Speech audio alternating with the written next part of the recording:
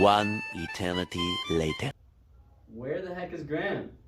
Let's get this draft started, boys.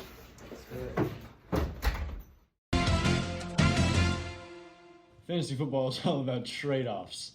So you got your high-scoring running backs, your Saquon Barkleys, your Alvin Kamaras, but you also have your middle-of-the-road guys, your Travis Etienne's, your Damian Pierce's. So it's all about where you want to take them in the draft. Do you go with this high-scoring player right now, round one, or do you wait farther in the draft, get somebody better like a QB, Josh Allen, Patrick Mahomes?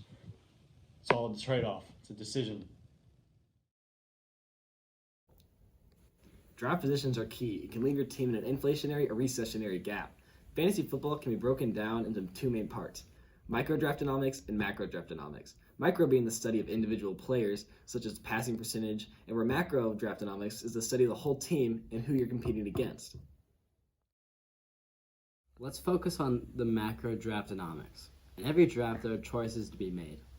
You must choose between drafting an average running back or drafting a top-tier wide receiver.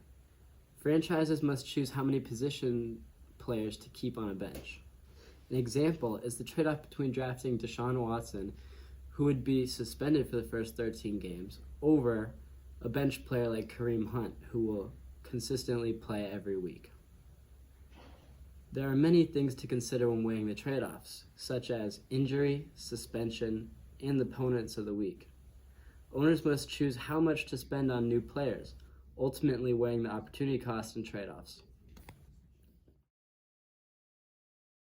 Marginal analysis is key when drafting the perfect fantasy team. Many people can be in your league, and this makes the understanding of the market that much more important. When many people are competing for limited positions, the NFD, or National Football Demand, goes up, when later rounds will lead to the NFS, or the National Football Supply, to decrease, and player scarcity to rise. To have a winning team or a good economy, you need to have both supply and demand in harmony. If there is too much demand, this can lead to an inflationary gap.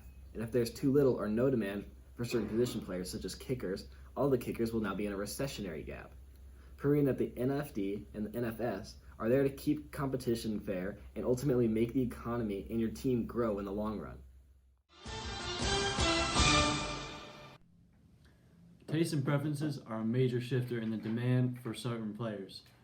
Me personally, as a Saints fan, if I see Michael Thomas on the draft board, even if he is next to a player that is possibly better, like Terry McLaurin, I will still choose to pick Michael Thomas because I'm a Saints fan and that's my core. Future expectations affect the market, and especially the micro-draftonomics with Tua. Look at even the head coach, Michael McDaniel, said they're not even going to be starting Tua in Week 18. Going into the early fantasy playoff season, this could be vital and make you need to switch starting quarterbacks if you want to have a prosperous week. A shift of NFS, which is National Football Supply, is caused due to government action. In this case, the government is the NFL. The NFL can put players on a one-game suspension if they fail concussion protocol or if they're suspended due to other legal reasons. Damn, Tua Tagovailoa just got hurt again. That means the supply on my roster for quarterbacks just went down and my demand for a new quarterback increased. I am actually a supplier of quarterbacks and I could trade you Trevor Lawrence.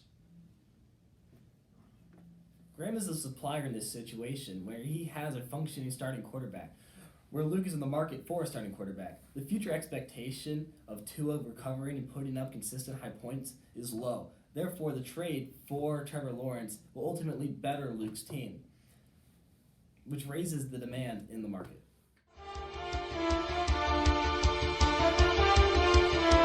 Football players follow a cycle much similar to the business cycle. Tom Brady, for example, if you look at his weekly logs, it much goes like a business cycle up and down, where this week he put up 10 points, the next week he put up 18, and then continued to put up 15, 17, 11. So showing that it's not just a consistent growth, but it is a variation, ultimately increasing all the way up to this week where he put up 37 points, which is an all-time high for him this season.